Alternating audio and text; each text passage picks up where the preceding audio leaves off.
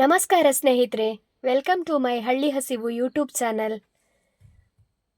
ಇವತ್ತು ನಾನು ನಿಮಗೆ ನಮ್ಮ ತುಳುನಾಡಿನ ಒಂದು ವಿಶೇಷ ಅಲ್ಲ, ಮಾಮೂಲಿ ರೆಸಿಪಿ ಇದು ಬಂಗುಡೆ ಪುಳಿ ಮುಂಚಿ ಮಾಡಿ ತೋರಿಸ್ಲಿಕ್ಕಿದ್ದೇನೆ ನೋಡಿ.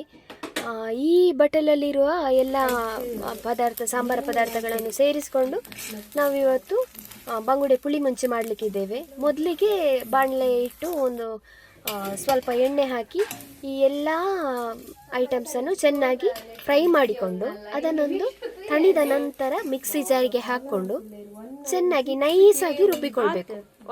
ರುಬ್ಬಿಕೊಂಡ ನಂತರ ಒಂದು 2 ಟೊಮೆಟೊ, ಒಂದು ಈರುಳ್ಳಿ, ಒಂದು 3-4 ಕಾಯಿ ಮೆಣಸು ಇದನ್ನು ಹಾಕೋದ್ರಿಂದ ನಮ್ಮ ಮೀನಿನ ಪುಳಿ ಮುಂಚಿಯ ಗಮ್ಮಚೂರು ಡಿಫ್ರೆಂಟಾಗಿ ಖಾರವಾಗಿ ಇರ್ತದೆ, ಒಂಥರ ಪರಿಮಳನೂ ಚೆನ್ನಾಗಿರ್ತದೆ. ನೋಡಿ, ನಾನಿದನ್ನು ಒಂದು ಮೀಡಿಯಮ್ ಸೈಜ್ನ ಬಂಗುಡೆ ತೆಗೆದುಕೊಂಡಿದ್ದೇನೆ. ಇವಾಗ ಇದನ್ನು ನಾನೀಗ 3 ಪೀಸ್ ಮಾಡ್ಕೊಳ್ತಾ ಇದ್ದೇನೆ. ಸ್ವಲ್ಪ ದೊಡ್ಡದಿತ್ತು, ಹಾಗಾಗಿ 3 ಪೀಸ್ ಮಾಡ್ಕೊಳ್ತಾ ಇದ್ದೇನೆ. ನೀವಿದನ್ನು 2 ಪೀಸ್ ಕೂಡ ಮಾಡ್ಕೊಳ್ಬೋದು. ಅದನ್ನು ಚೆನ್ನಾಗಿ ಮೀನನ್ನೆಲ್ಲ ತೊಳೆದು ಒಂದು ಸೈಡಲ್ಲಿ ಇಟ್ಟು ಒಂದು ಬಾಣಲೆಗೆ ಸ್ವಲ್ಪ ಎಣ್ಣೆ ಹಾಕಿ ಆವಾಗಲೇ ನಾನು ತೋರಿಸಿಟ್ಟಂತಹ ನೀರುಳ್ಳಿ, ಟೊಮೆಟೊ ಹಾಗೂ ಕಾಯಿ ಮೆಣಸನ್ನು ಚೆನ್ನಾಗಿ ಫ್ರೈ ಮಾಡ್ಕೊಳ್ಬೇಕು.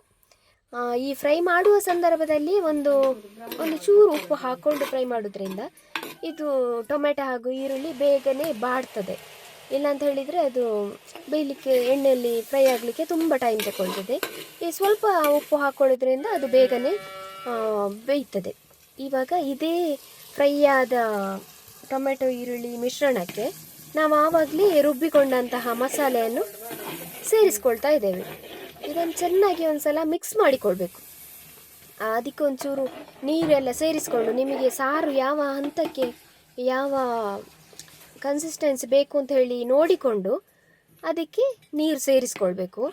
ಆಮೇಲೆ ಇದಕ್ಕೆ ಸ್ವಲ್ಪ ಅರಶಿನ ಕೂಡ ಸೇರಿಸ್ಕೊಂಡೆ ಚೆನ್ನಾಗಿ ಒಂದು ಮುಚ್ಚಳ ಮುಚ್ಚಿ ಚೆನ್ನಾಗಿ ಒಂದು ಕುದಿ ಬರಲಿಕ್ಕೆ ಬಿಡಬೇಕು.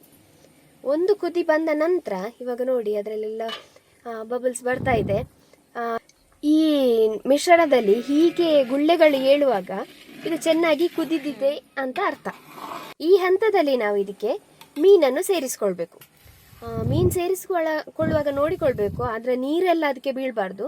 ಖಾಲಿ ಸಪ್ರೇಟಾಗಿ ಮೀನನ್ನು ಮಾತ್ರ ಎತ್ತಿ ಹಾಕ್ತಾ ಹೋಗಬೇಕು. ಮತ್ತೊಂದು ಏನು ಅಂತ ಹೇಳಿದರೆ, ಮೇಲೆ ರಾಶಿಯಾಗಿ ಹಾಕುವುದಲ್ಲ, ಒಂದು ಅಗಲ ಪಾತ್ರ ತೆಗೆದುಕೊಂಡ್ರೆ ಒಳ್ಳೇದು. ಇದಕ್ಕೆ ಮಣ್ಣಿನ ಪಾತ್ರೆಯೇ ಆಗಬೇಕು ಅಂತ ಇಲ್ಲ, ಆದರೆ ಮಣ್ಣಿನ ಪಾತ್ರೆಯಲ್ಲಿ ಮೀನು ಸಾಂಬಾರು, ಚಿಕನ್ ಸಾಂಬಾರೆಲ್ಲ ಮಾಡೋದ್ರಿಂದ ಅದರ ರುಚಿ ಒಂದು ಡಬ್ಬಲ್. ಅದು ಆ ಮಣ್ಣಿನ ಪಾತ್ರದಲ್ಲಿ ಅಡಿಗೆ ಮಾಡಿದವರಿಗೆ ಮಾತ್ರ ಗೊತ್ತು ಅದು. ಹೀಗೆ ಈ ಎಲ್ಲ ಮೀನನ್ನು ಈ ಸಾಂಬಾರಿಗೆ ಹಾಕ್ಕೊಂಡು ಒಂದು ಸಲ ಲೈಟಾಗಿ ಮಿಕ್ಸ್ ಮಾಡಿಕೊಳ್ಬೇಕು. ಅಂದರೆ ಏನಂದರೆ, ಇವಾಗ ಇದು ಹಸಿ ಇರೋದ್ರಿಂದ ಮೀನು ಬಿಡುವುದಿಲ್ಲ.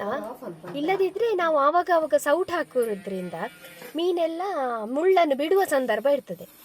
ನಾನಿದು ಒಲೆಯಲ್ಲಿ ಮಾಡ್ತಾ ಇರೋದ್ರಿಂದ ಇದರ ಮೇಲೆ ಒಂದು ಮುಚ್ಚಳ ಮುಚ್ಚಿ ಇದರ ಮೇಲೆ ಕೂಡ ಕೆಂಡನ ಹಾಕ್ಕೊಳ್ತಾ ಇದ್ದೇನೆ.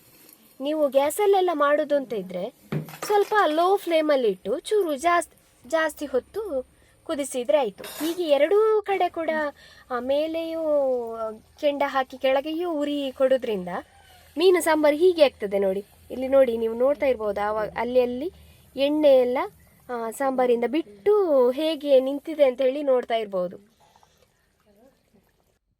ನಾನು ಆವಾಗಲೇ ಉಪ್ಪು ಹಾಕ್ಕೊಂಡಿದ್ದೆ. ನೀವೇನಾದರೂ ಉಪ್ಪು ಕಡಿಮೆ ಆಗಿದೆ ಅಂತ ಇದ್ದರೆ ಕೊನೆಯ ಹಂತದಲ್ಲಿ ಮತ್ತೊಮ್ಮೆ ಉಪ್ಪು ಹಾಕ್ಕೊಂಡು ಅದನ್ನು ಒಲೆಯಲ್ಲಿ ಇಟ್ಟುಬಿಟ್ರೆ ಆಯಿತು. ನನ್ನ ಈ ರೆಸಿಪಿ ಇಷ್ಟ ಆದರೆ ದಯವಿಟ್ಟು ಶೇರ್ ಮಾಡಿ, ಸಪೋರ್ಟ್ ಮಾಡಿ, ಸಬ್ಸ್ಕ್ರೈಬ್ ಮಾಡುವುದನ್ನು ಮಾತ್ರ ಮರಿಬೇಡಿ. ಇಂತಹ ಹಳ್ಳಿಯ ಇನ್ನಷ್ಟು ಅಡುಗೆಗಳೊಂದಿಗೆ ನಾವು ಮತ್ತೆ ನಿಮ್ಮ ಮುಂದೆ ಬರ್ತೇವೆ. Thank you.